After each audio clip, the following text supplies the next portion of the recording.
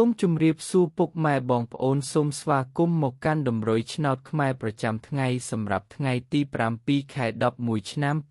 2025 Admin ក៏មានតម្រុយឆ្នោតពិសេសនិងល្អៗសម្រាប់ចែកជូនពុកម៉ែបងប្អូនផងដែរ Admin ក៏សូមចិត្តពុកម៉ែបងប្អូនសូមបងប្អូនជួយចុច like និងជាវម្នាក់មួយផងដើម្បីមានភាពងាយស្រួលក្នុងការតាមដានតម្រុយឆ្នោតខ្មែររៀងរាល់ថ្ងៃចឹងកុំឲ្យខាត់ពេលពុកម៉ែបងប្អូនយូរចឹងសូមចូលមកកាន់តម្រុយឆ្នោតខ្មែរយើងវិញសម្រាប់ម៉ោង 1:00 ម៉ោង 3:45 និងម៉ោង 6 ចឹងយើងចូលមកកាន់តម្រុយឆ្នោតខ្មែរយើងវិញនៅថ្ងៃនេះវិញសម្រាប់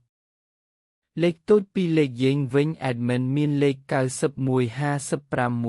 67 02 សម្រាប់លេខអូសខ្ទង់ Admin មានលេខ60អូសនិងលេខ50អូសផងដែរសម្រាប់លេខពិសេស3លេខយើងវិញ Admin ក៏មានលេខ909គុណនិងលេខ180គុណបងប្អូនដែលស្រឡាញ់និងចូលចិត្តលេខ Admin អាចយកទៅផ្សងសំណាងបានសូមជូនពរឲ្យបងប្អូនទាំងអស់គ្នាហេងសំណាងល្អទាំងអស់គ្នាតម្រុយឆ្នោតយើងក៏បានមកដល់ទីបញ្ចប់ហើយសូមជូនពរឲ្យបងប្អូនហេងសំណាងល្អមានលាភមានជ័យទាំងអស់គ្នាជួបគ្នានៅថ្ងៃស្អែកបន្តទៀត